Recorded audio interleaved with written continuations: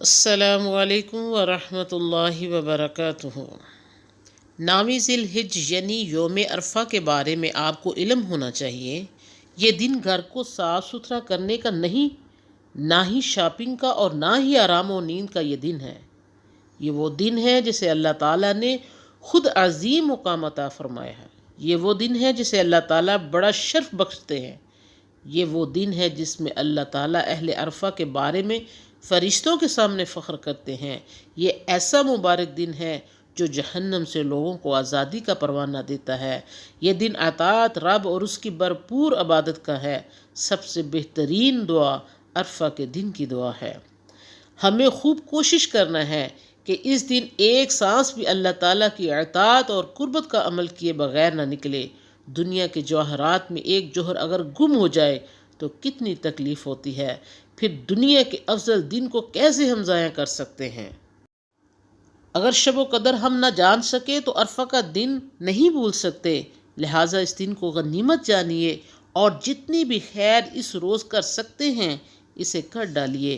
نامی ذی الحج کا شیڈول بہت ہی عمدہ بنایا جا سکتا ہے، بلکہ اس شیڈول کو اپنے احباب کو بھی بھیجا جا سکتا ہے۔ بس یہ ایک ہی دن کا ہے جو سال میں ایک ہی مرتبہ آتا ہے۔ رات جلدی سو جائیے تاکہ اللہ تعالیٰ کی عبادت و اطاعت میں کچھ ہمت و طاقت محسوس ہو۔ فجر سے پہلے اٹھ جائیے تاکہ آپ اس دن کے روزے کی نیت کر کے سحری کھائیں۔ یہ روزہ ہمارے گزشتہ اور آنے والے سال کے گناہوں کو مٹا دے گا۔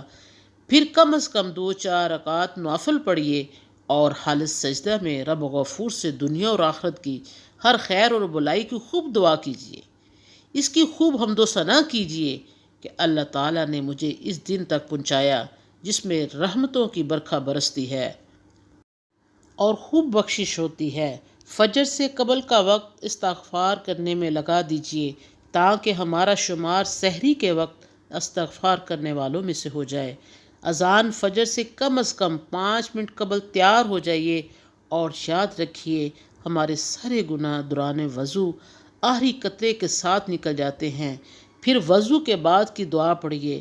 فجر کی نماز باجماعت پڑھنے اور اپنی جگہ طلوع صبح تک بیٹھے ذکر و اذکار اور تلاوت قرآن کریم میں گزاریے۔ سلام کے بعد تکبیرات پڑھنا بھی نہ بھولیے۔ نماز اشراق کو بھی وہیں ادا کیجیے تاکہ آپ رسول اللہ صلی اللہ علیہ وآلہ وسلم کے ساتھ ادا کیے گئے حج اور عمرے کا ثواب پا سکیں۔ اس نماز کو بالکل نہ بھولیے۔ اب آپ چاہیں تو سارا دن بالکل نہ سوئیں اور نہ ہی کوئی لمحہ بغیر یاد الہی یا دعا کے گزاریں، یا تھوڑی دیر سو جائیے اور نیت یہ ہو کہ اللہ تعالیٰ کی مزید عبادت کے لیے میں تر و تازہ ہونا چاہتا ہوں۔ اٹھ کر 4 رکعت نماز چاشت ادا کریں اور رب کریم کی بندگی اور اس کی رضا پانے کے راستے تلاش کریں، مثلاً صدقہ کرنا، بیمار کی عیادت اور رشتہ داروں کا خیال وغیرہ، تاکہ اکتاہٹ نہ ہو۔ تکبیر، ذکر، تلاوت اور لا الہ الا اللہ وحدہ لا شریک لہ لہ الملک و لہ الحمد وہو علی کل شیء قدیر خوب پڑھیے۔ نماز ظہر باجماعت ادا کیجیے اور تکبیر و تسبیح اور تمہید کے ساتھ ساتھ تلاوت قرآن کریم بھی کیجیے۔ نماز عصر بھی ادا کیجیے اور تکبیرات کے ساتھ شام کے اذکار بھی کیجیے۔ مغرب سے تھوڑی دیر قبل تک قرآن مجید کی تلاوت اور دعائیں عاجزی سے کیجیے اور اپنی دعا میں اپنے پیاروں کو نہ بھولیے۔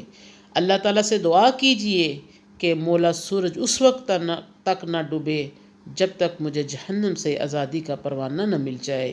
اللہ ہم سب کو ان اعمال کے بجا لانے کی توفیق عطا فرمائے۔ ہم اللہ تعالیٰ سے اپنے اور اپنوں کے لیے بخشش کی دعائیں مانگیں۔ اذان مغرب ہوتے ہی افطار کر لیجیے اور بھولیے نہ کہ اللہ تعالیٰ تو روزے دار کی دعا کو اس روز خالی نہیں لوٹاتا۔ اللہ تعالیٰ ہم سب کو جہنم سے آزادی کا پروانہ نصیب فرما دے۔ آمین ثم آمین۔